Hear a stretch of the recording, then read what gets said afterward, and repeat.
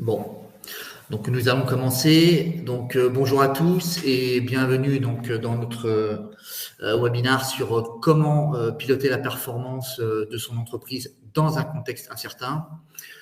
Bon, incertain pourquoi? Comme vous le savez, c'est notre actualité au quotidien depuis plusieurs semaines maintenant.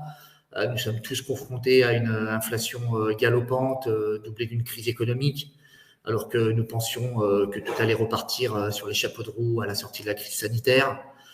On fait face à une crise écologique, une crise énergétique, à des problèmes d'approvisionnement et de disponibilité de matières premières. Donc tout ceci est au cœur des préoccupations, on va dire, mondiales. Ce qui est également au premier plan, c'est la complexité que ces événements causent, et notamment auprès des professionnels de la finance, car il leur est de plus en plus difficile de prédire l'avenir par le biais de la planification et des prévisions. Et dans un avenir incertain, nous reconnaissons qu'il est plus important que jamais de partager les idées, des approches et des outils que nous espérons vous fournir aujourd'hui. Donc, je suis Daniel Sra, account exécutif chez GDocs, et je suis accompagné de Marvin Ledieur pour animer ce webinaire. Donc, avant de commencer, donc quelques rappels concernant la plateforme Webikeo. Tous les participants sont réglés en mode muet, mais vous pouvez toujours poser, bien sûr, vos questions dans la fenêtre située à votre droite, à la droite de votre écran, dans le chat. Et nous y répondrons dans la mesure du possible et dans le temps alloué à la fin de ce webinaire. Donc, je vais rentrer dans le vif du sujet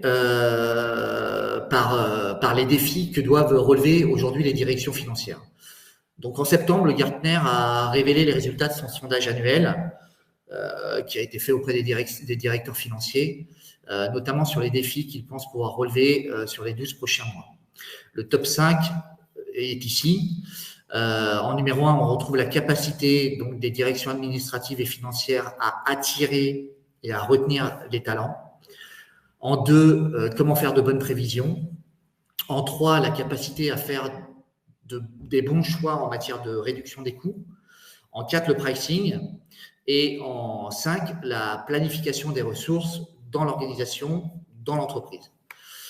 On note que, par rapport au premier défi, que la fuite des talents qui décidément boude les directions financières est le premier enjeu pour les DAF. Les directions donc administratives et financières, elles doivent se moderniser et se réinventer pour répondre aux attentes des collaborateurs et des nouveaux entrants.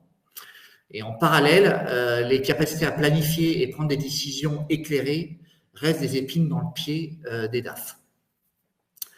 Si on regarde de plus près le défi qui est en seconde position de la préoccupation des DAF, c'est l'aspect forecasting. Donc, l'enquête FP&A Trends de 2022 nous apprend que la satisfaction des directeurs financiers à l'égard de leurs prévisions a largement baissé. Et la cause de la baisse significative de cette satisfaction à l'égard de leurs prévisions est l'augmentation des niveaux d'incertitude. Et pour cause, voici quelques titres issus de la presse mondiale de ces dernières semaines. Bon, je vous rassure, l'objet de ce webinaire n'est pas du tout de rentrer dans le détail de ces actualités ni d'ouvrir des débats. L'objectif de ce slide est plutôt d'illustrer l'information quotidienne qui afflue, qui alimente cette conscience que l'on évolue dans un monde incertain, et de plus en plus incertain. La menace de la crise avec un grand C, j'en ai parlé un peu au début, crise sanitaire, crise économique, crise écologique, la crise politique, crise énergétique, on peut parler de crise identitaire aussi, tout ça, ça pèse. Et tous les jours, on voit sur les plateaux de télévision ou à la radio les optimistes et les pessimistes qui s'affrontent. De leur côté, les organisations doivent composer avec cette actualité, elles doivent identifier les signaux faibles, qui par définition sont des signaux faibles, ils sont difficiles à identifier, et ces signaux faibles qui pourraient impacter leur activité, et avec tous ces éléments-là, pouvoir faire des arbitrages en conséquence. Et d'ailleurs, les directions financières ne s'y trompent pas, puisque dans un sondage qui a été mené par Deloitte, 84% des répondants mettaient une faculté de résilience et d'adaptation devant le concept de planification. Donc la résilience, en fin de compte, devient le maître mot. En effet, la rapidité et la précision des prévisions sont de la plus haute importance lors de la prise de décision. Pourquoi ? Parce qu'en réalité, ça ne sert à rien d'avoir une prévision qu'on va faire rapidement, mais qui s'avère inexacte. Ou au contraire, une prévision qui va être précise, mais qui prend trop de temps à être élaborée et qui, une fois mise en exploitation, est déjà caduque et obsolète pour que le changement ait lieu comme on l'avait imaginé. Voilà, de bonnes prévisions, en fin de compte, elles doivent être basées sur l'analyse d'informations complète, l'analyse d'informations fiable, et tout doit pouvoir être vérifié. Donc, pour illustrer cette nécessaire adaptation des organisations, je vous propose de vous présenter rapidement le cas TELT. Donc, TELT, c'est le projet du tunnel Euralpin Lyon-Turin, TELT, qui est le deuxième plus grand projet d'Europe, le plus grand projet d'Europe. Si on met le Grand Paris, c'est un projet national, mais on va dire que c'est le deuxième plus grand projet d'Europe. Il est bien évidemment impacté par la hausse des prix des matières premières, par la raréfaction de ces matières premières et les difficultés d'approvisionnement. C'est un projet colossal avec de plus de 10 milliards d'euros. Il y a 2 pays qui sont impliqués, la France et l'Italie, plus la Commission européenne. Donc, un projet tripartite avec autant de comptes à rendre. C'est un projet qui date de 1990, qui est aujourd'hui pris dans les turbulences de la hausse des prix et des problèmes d'approvisionnement. Tous les partenaires intervenants de TELT sont en difficulté pour gérer ces approvisionnements et chaque planning dépend du planning de l'autre, comme dans tous les chantiers de construction. Donc, TELT, c'est un projet de 10 000 chantiers, ce qui représente un suivi ligne à ligne de chaque chantier et où chaque chantier évolue en fonction de l'avancement des autres chantiers auxquels ils sont reliés. Donc, ce projet est une complexité incroyable par la colossale masse des données et des indicateurs à gérer. Et c'est évidemment impossible de le faire de manière manuelle dans Excel où on va exploser toutes les limites. Donc, l'approvisionnement, comme je l'ai dit, est la problématique numéro 1 de TELT. Donc, TELT a choisi GDocs pour sa capacité à s'adapter en permanence et à traiter de grands volumes de données avec des concepts complexes. Car sur ce type de projet, il faut répondre à 3 enjeux, comme sur la plupart de nos projets. Il faut être adaptable à la particularité de votre business et à la complexité de l'entreprise. Le deuxième enjeu, c'est l'intégration des données, parce que sans données, on ne fait rien et qu'il faut être capable de se connecter à de nombreuses sources de données. Chez TELT, on se connecte à des données internes qui sont présentes dans le ERP SAP, mais on se connecte aussi à des données externes à l'entreprise. Donc, on parle ici de données qui sont exogènes. Et c'est très important, c'est d'ailleurs de plus en plus important, car c'est là que se situent les signaux faibles dont je vous ai parlé, qui, s'ils sont bien interprétés, peuvent donner des tendances fortes et affirmées. Et enfin, la simplification, parce qu'on n'est pas là pour rendre les choses complexes. La complexité, elle existe déjà, elle est déjà présente, et on est justement là pour simplifier au maximum les choses. Donc, le rôle de GDocs a été d'accélérer et de simplifier la planification opérationnelle et financière. Dans le domaine de l'économie générale, on est toujours à la recherche des signaux faibles et de tout ce qui est prémonitoire, des situations qui vont arriver et on essaie de les voir, de les anticiper au plus loin. Ce qui est vrai en économie est vrai dans les entreprises également. Et chez TELT, les indicateurs financiers sont alimentés par des indicateurs opérationnels qui sont eux-mêmes alimentés par des signaux faibles du marché. On va être capable d'intégrer dans les modèles de planification le prix du pétrole, le prix des matières premières, les indices de l'INSEE, etc., pour être capable d'anticiper les événements le plus possible. Et pour affiner encore plus les modèles de planification, une des dernières évolutions du projet TELT dans GDocs a été d'intégrer directement dans l'application ce qu'on appelle la matrice de Leontief ou l'analyse des entrées-sorties, qui est une modélisation économique et comptable des grands équilibres généraux en économie et qui permet de prévoir l'influence des changements dans un secteur d'activité en particulier ou des changements de consommation sur le reste de l'économie. Donc, je vous invite à prendre 15 minutes à la fin de ce webinaire. On vous mettra le lien dans le chat pour découvrir le témoignage d'Alessandro Ianetti, qui est le directeur administratif et financier de TELT. Voilà, et ça vous permettra de cerner toute la complexité du projet et comment GDocs les aide à simplifier les choses. Alors, à l'image de TELT, pour répondre à leurs enjeux de planification, de modernisation et de résilience, en 2022, 69% des DAF disaient investir ou souhaitaient investir dans des outils de planification et d'analyse prédictive.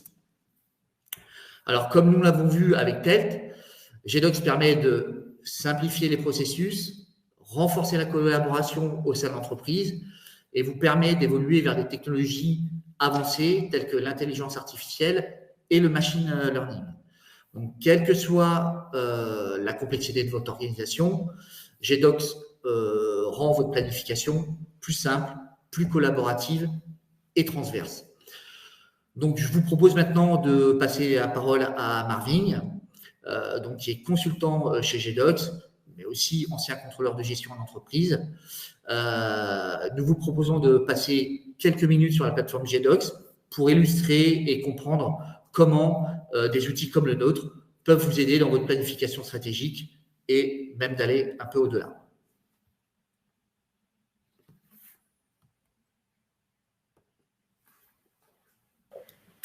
Oui, bonjour à tous.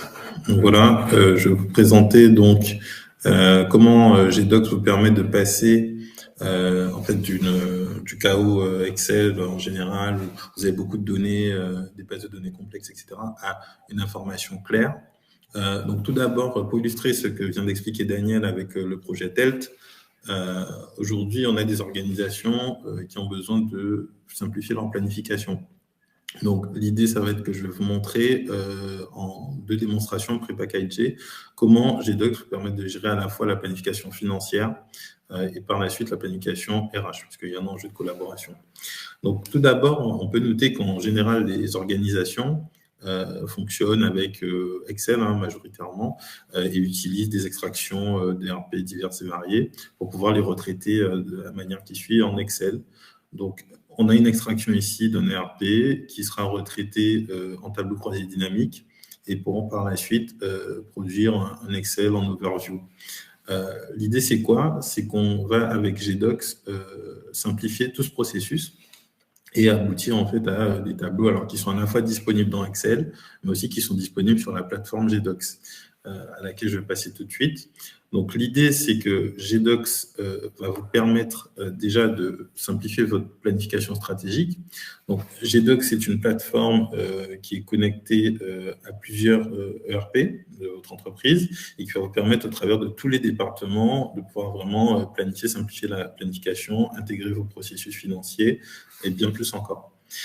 Donc, ici, c'est un product tour qui est une démonstration pré-packagée de l'outil GDocs et qui vous permet de suivre en fait, le cheminement de l'information, des process dans l'outil voilà, en quelques clics. Donc, d'abord, on a la planification stratégique qui représente quoi donc? Comme je disais tout à l'heure, souvent on parle d'une extraction de RP, d'informations qui sont sous format fichier plat et qui ont besoin d'être retraitées à de multiples reprises pour aboutir en fait à une information claire et visuelle. Donc, avec le tableau de bord business, vous voyez que GDocs déjà permet d'avoir une remontée d'informations en temps réel sur vos différents ERP, vos différentes informations financières et autres, et vous permet aussi de retrouver cette information claire et visuelle par version, par mois, par entité, et aussi avec des comparaisons de scénarios. Donc voilà, l'idée vraiment, c'est que GDocs vous transforme vos données en informations. Donc on passe vraiment de données en informations claires et visuelles, vous pouvez le voir sur votre dashboard business. Par la suite, vous avez aussi des enjeux de planification. Donc, en général, on part du réel, puis on va construire des budgets et par la suite, on va aussi faire des prévisions tout au long de l'année. Donc, GDocs vous permet de faciliter grandement ce processus de planification. Ici, on a un écran de planification stratégique qui vous résume en 3 parties assez synthétiques et visuelles.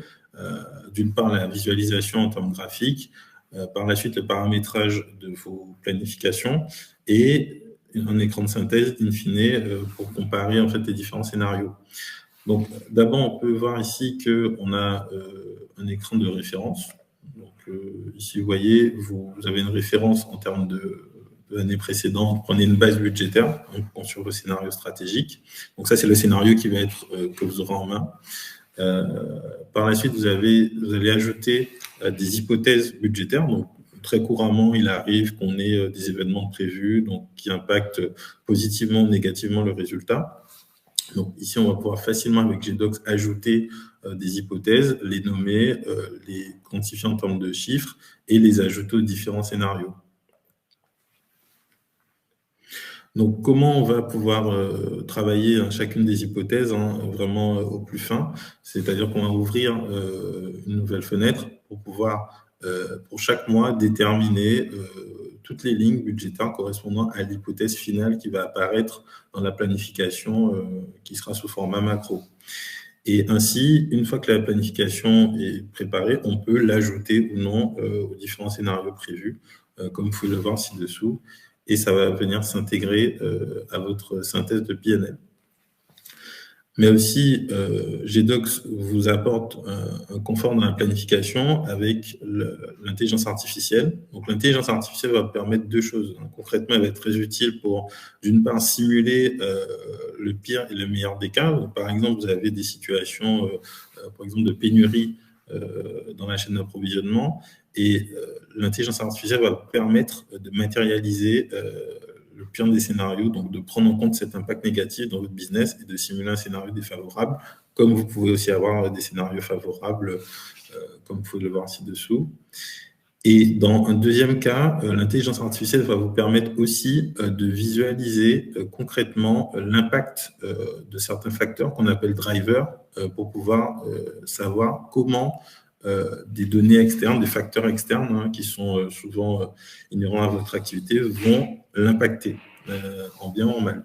Donc ici, on peut voir avec l'écran d'intelligence artificielle différents éléments, donc comme le coût des matières premières, les effets de change qui vont impacter l'activité plus ou moins fortement, mais ce qui vous donne quand même une lecture et une capacité d'expliquer les différents impacts, les différents facteurs, ce qui vous aide grandement aussi pour la planification. Et du coup, à l'issue, comme je disais au début, vous pourrez, de manière simplifiée et lisible, voilà, vraiment comparer vos différents scénarios. Donc, le stratégique, le prédictif, le scénario favorable et défavorable, avec aussi une visualisation qui permet de collaborer facilement. On peut imaginer que plusieurs parties prenantes du process de planification vont vouloir discuter, collaborer, échanger autour des hypothèses et ça va se faire facilement, toujours sur un écran qu'on maîtrise plutôt facilement. Par la suite, GDocs vous permet aussi de piloter, au-delà du compte de résultat, la partie bilan. Le bilan est souvent oublié dans les processus de reporting, puisque parfois le processus de remontée d'informations est un peu fastidieux. Donc, grâce à l'automatisation du mapping entre le compte de résultat, le bilan, et on va le voir par la suite, la trésorerie, on va pouvoir piloter avec un dashboard tout est visuel l'information sur le bilan, sur différents KPI qui vous intéressent, par exemple les ratios dette sur capitaux propres, la partie aussi fonds de roulement, donc BFR. Et vous avez toujours une notion de comparaison de scénarios. Donc, ce qui est vraiment intéressant, c'est que vous allez pouvoir juger en fonction de la dégradation du contexte ou d'une amélioration. Vous allez pouvoir comparer vraiment vos différents scénarios et ça vous permet de manière très utile de prendre des décisions rapidement. Et enfin, j'en parlais, donc le flux de trésorerie, le suivi de trésorerie aussi est géré par GDocs de la même manière. Donc, on retrouve toujours un petit peu les mêmes méthodes, les mêmes dashboards. Donc, ça permet aussi d'avoir une facilité à trouver l'information pertinente. Donc ici, on a des prévisions de cash flow qui vont être expliquées sous différents formats, donc les flux de trésorerie. Vous avez aussi le forecasting sur cette partie, la notion de CAPEX aussi qui est évoquée, et l'évolution de la trésorerie tout au long de l'année, ainsi que des KPI qui vous donnent les grands agrégats clés du point de vue de vos données. Donc, vous voyez encore une fois une information claire, lisible, interfacée, qui est toujours disponible et mise à jour régulièrement, puisqu'elle est connectée à vos ERP, et ce qui vous permet vraiment de faciliter grandement tout votre processus, à la fois de planification et de pilotage en temps réel de toutes les informations relatives à vos états financiers. Donc, sans plus attendre, on va passer à la partie RH, puisque il ne s'agit pas juste d'adresser des demandes du département finance. Donc, on va se concentrer aussi sur d'autres départements. On aura la capacité d'intégrer vraiment dans tout le processus dans la plateforme GDocs d'autres départements. Donc, la démonstration RH va vous permettre d'observer comment GDocs traite les problématiques. Donc, ici, nous avons un écran, l'écran d'accueil, donc la planification RH qui, on l'a découpé en 6 étapes, voilà, qui vous permettent de visualiser chaque problématique clé, de savoir comment GDocs y répond. On va se concentrer dans un premier temps sur la partie affectation des salariés, puisque souvent on a cette problématique qui revient dans les entreprises. Voilà, j'affecte un salarié à un centre de coût. Il y a aussi la notion de changement de centre de coût et aussi toute la planification qui en découle. Donc la partie effectif, ETP, voilà, les variations différentes. Et du coup, ici, avec un écran GDocs, vous avez accès déjà à un cost center en direct, la liste des salariés, des collaborateurs qui sont présents sur ce call center et aussi voilà, leur taux de présence et l'effectif qu'ils représentent.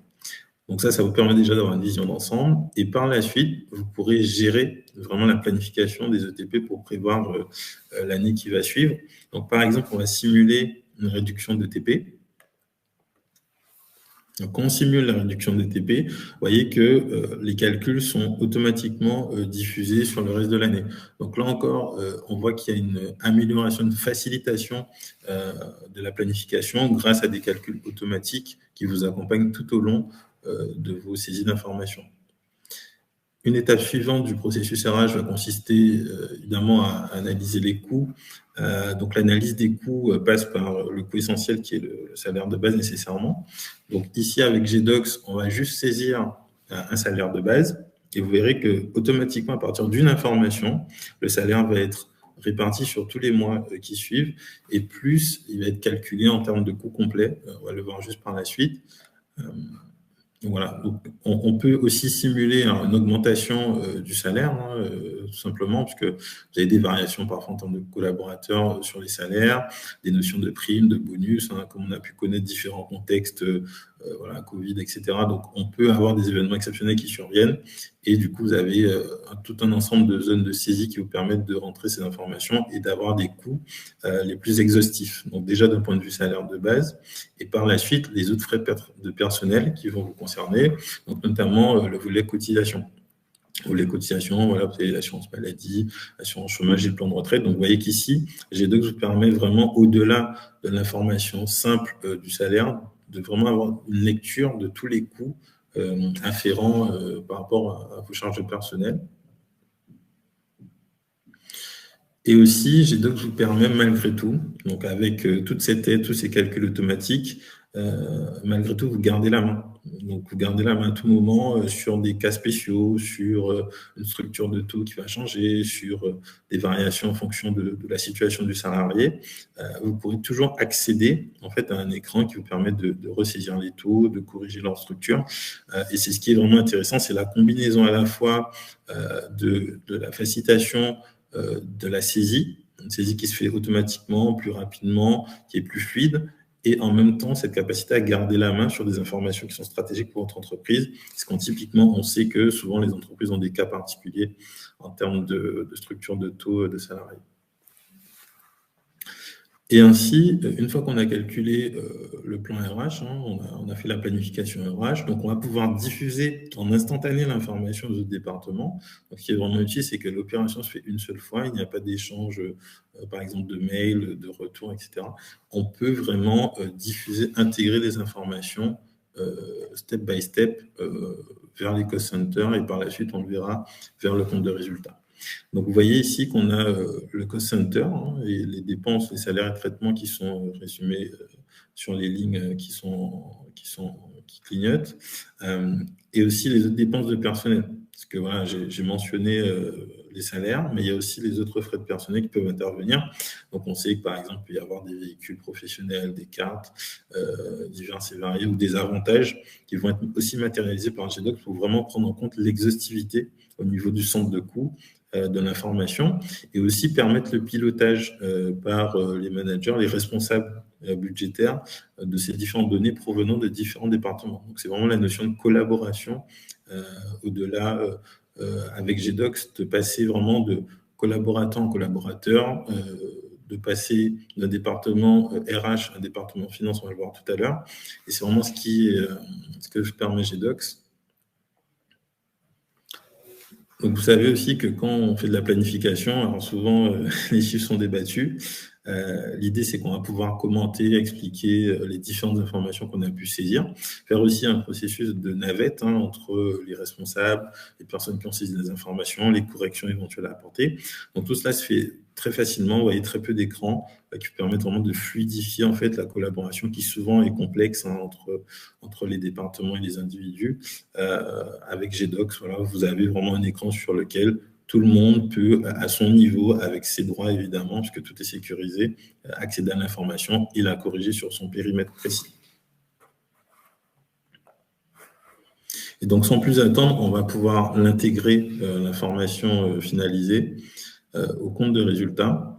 Donc, le compte de résultat qui est piloté du coup par le département finance et qui va recevoir la remontée d'informations venant du département RH, ça pourrait être la supply chain, ça pourrait être les opérations. Donc, vraiment, tous les départements qui alimentent le compte de résultat bénéficieront en fait des capacités de GDocs pour pouvoir remonter facilement l'information, la planifier de leur côté, faire des prévisions, collaborer. Donc, vraiment, voilà, c'est toutes les fonctionnalités GDocs vous permettent in fine de souder en fait vos départements et de leur permettre d'échanger les informations le plus facilement et le plus rapidement possible.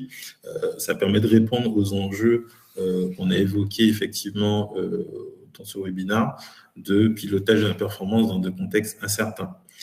Donc du coup, j'espère que vous avez pu comprendre en fait la capacité de GDocs à répondre à vos différentes problématiques. Évidemment, si vous voulez, par la suite, nous pourrons faire des démos personnalisées sur demande. Et puis, je repasse la main à Daniel pour la conclusion. Merci beaucoup, Marvin. Effectivement, alors, il y a peut-être des questions par rapport à ce que vous avez vu. Vous pouvez les poser dans le chat. On est là pour y répondre. On va regarder. Effectivement, s'il y a des questions par rapport à ce que vous venez de... Quelle est la durée moyenne pour implémenter un projet RH? Alors, c'est toujours les questions. Tout dépend de la complexité du projet RH. Il y a différentes approches qu'on peut avoir, soit au matricule, soit à l'ETP. Quand on est dans une industrie, c'est du personnel très spécialisé. On peut pas remplacer une personne par un autre parce que ils ont un permis pour conduire une machine mais pas une autre. Enfin bon, il peut y avoir des complexités. Voilà, on travaille avec la SNCF, on gère les 90 000 collaborateurs à la SNCF avec GDocs. On peut imaginer que effectivement il y a une complexité qui est beaucoup plus forte que lorsqu'on va traiter 400, 500 collaborateurs dans l'application. Donc voilà, on peut faire les choses en 10 jours, comme on peut faire les choses de manière comme un vrai projet à part entière, un projet RH à part entière sur 2-3 mois d'implémentation. Voilà, donc tout dépend effectivement de la complexité, de ce qu'on veut faire aussi, ce qu'on entend par projet RH, parce que effectivement, on récupère les données, on vient les travailler dans GDocs, et puis ensuite ces données-là, on a besoin de les exploiter souvent dans d'autres systèmes. Donc il faut aussi pouvoir derrière alimenter d'autres systèmes. Des données qui sont traitées dans GDocs. Donc voilà, on va dire un petit projet RH simple, une thématique RH, c'est une dizaine de jours. Voilà, une thématique plus complexe, ça peut être quelques mois, 2-3 mois. Voilà.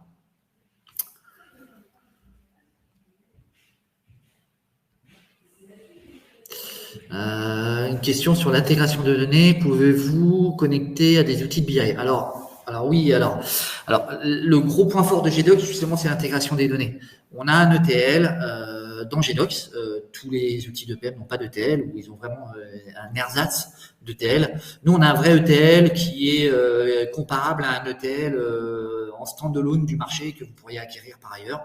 D'ailleurs, on a des clients qui utilisent notre ETL en tant qu'ETL pour alimenter d'autres systèmes. C'est-à-dire qu'ils utilisent GDocs pour GDocs, mais aussi l'ETL en tant qu'ETL, voilà, pour alimenter, récupérer des données, les transformer et alimenter d'autres systèmes. Donc oui, alors nous, on a aussi la particularité, on a des connecteurs avec des ERP sur le marché, avec plein de systèmes type CRM, type système RH, et on a la grosse particularité d'avoir des connecteurs avec les outils de BI pour le data viz, notamment avec Power BI, puisqu'on a un gros partenariat avec Microsoft qui est aussi client de l'application GDocs, mais avec Qlik et avec Tableau également. Donc on peut se connecter effectivement avec des outils de BI. Là, je parle des outils de BI qui sont, on va dire, les leaders du marché. Après, la technologie, par exemple, OData, peut être utilisée par d'autres outils de BI et on va utiliser le même protocole pour se connecter. Voilà. Et donc, on peut utiliser, ce qui est très intéressant, c'est qu'on peut utiliser vos outils de BI si vous avez déjà passé beaucoup de temps à construire des éléments dedans. On peut les connecter directement à GDocs et continuer à les utiliser dans GDocs. En termes de saisie, comme ça vous ne mettez pas tout à la poubelle. Donc c'est pas seulement la restitution d'informations, mais ça peut être aussi l'exploitation des données qui sont dans GDocs. Est-ce que toutes les règles de gestion sont en temps réel? Oui et non. Ça dépend des règles de gestion, de quand est-ce qu'on doit les traiter, comment on doit les traiter. Par nature, GDocs c'est un outil temps réel. Donc effectivement, quand on travaille sur des données et on saisit qu'il y a un impact sur d'autres comment dirais-je dimensions d'analyse, données présentes dans ces dimensions d'analyse parce qu'il y a un lien sur ces données, l'impact se fait en temps réel. Donc les règles de gestion jouent en temps réel.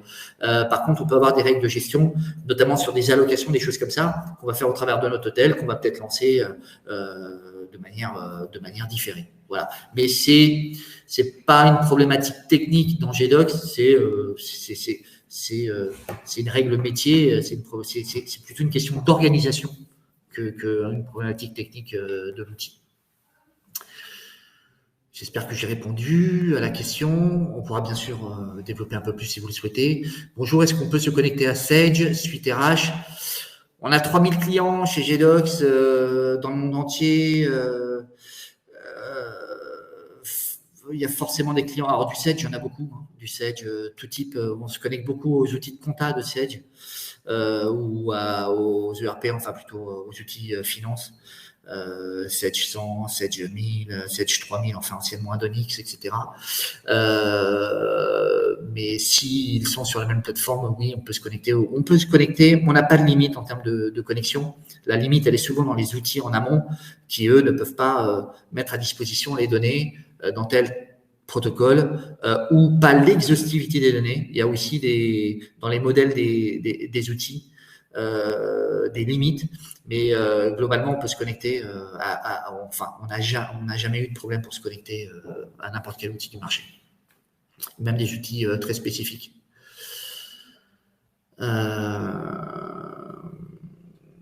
Pouvez-vous adresser toutes les tailles d'entreprise?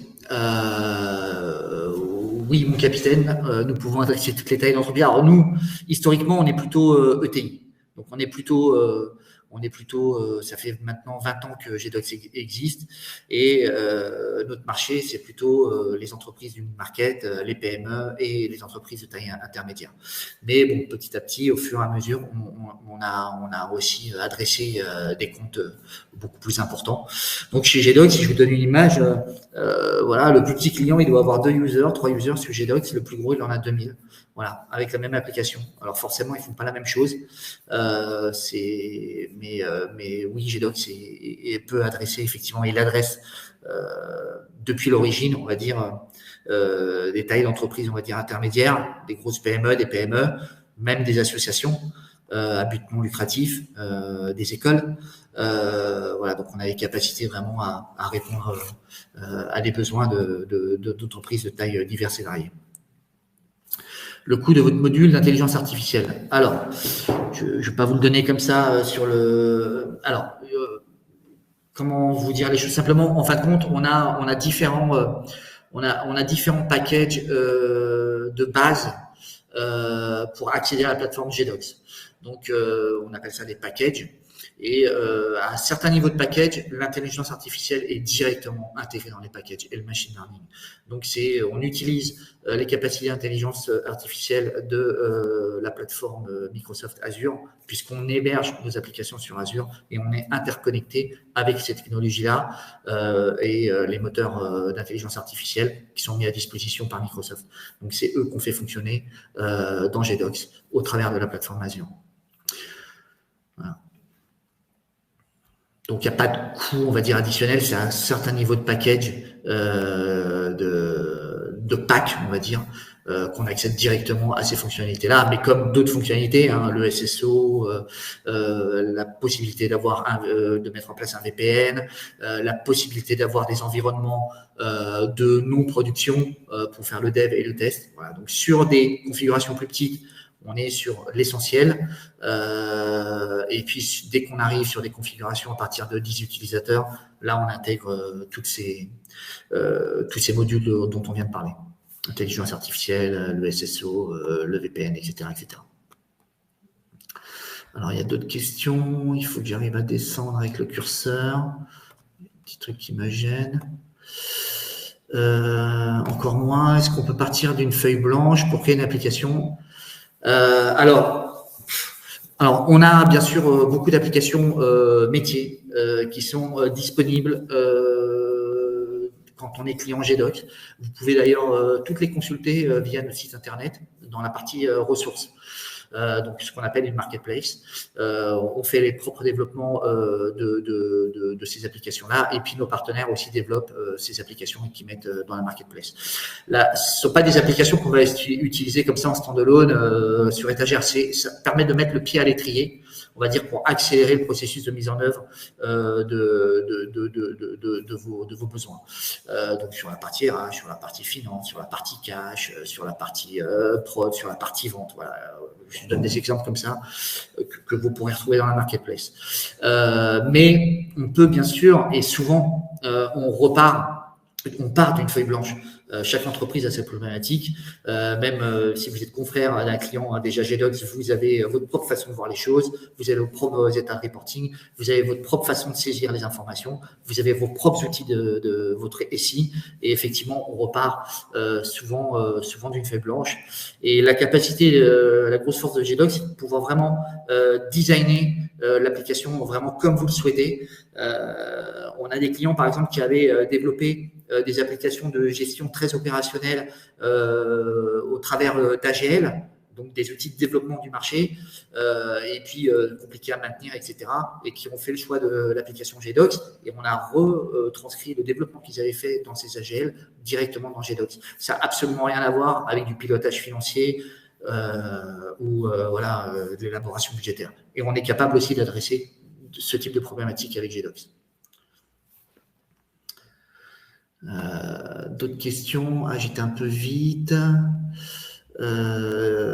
Sage, ça j'ai vu. Documentation disponible sur GDocs, hors votre site internet. Oui, on a. Alors, sur le site internet, vous avez déjà la possibilité d'accéder à la documentation GDocs que vous pouvez télécharger en PDF. Donc, tout est disponible sur le site internet. Voilà, on a aussi toute la knowledge base si vous souhaitez avoir vraiment le détail de ce qui est GDocs, puisqu'à l'origine, l'application était en open source et donc toute la bible de GDocs était disponible à tout le monde. Et donc, vous pouvez, c'est toujours comme ça chez nous aujourd'hui, et vous pouvez accéder effectivement à cette knowledge base et à toutes les informations disponibles dans GDocs directement au travers de notre site internet. Donc, le site internet est très riche. Vous avez la knowledge base, vous avez la marketplace et vous pouvez déjà voir les modules qu'on a développés et qui sont disponibles dans la marketplace et qui sont téléchargeables quand on est client GDocs, mais vous pouvez déjà les tester. Et puis, vous avez toute la partie documentation que vous pouvez télécharger sur GDocs et sur des thématiques, on va dire, comme le SNOP, comme le pilotage de la performance commerciale, voilà, que vous pouvez aussi télécharger. On fait des focus sur des sujets bien précis.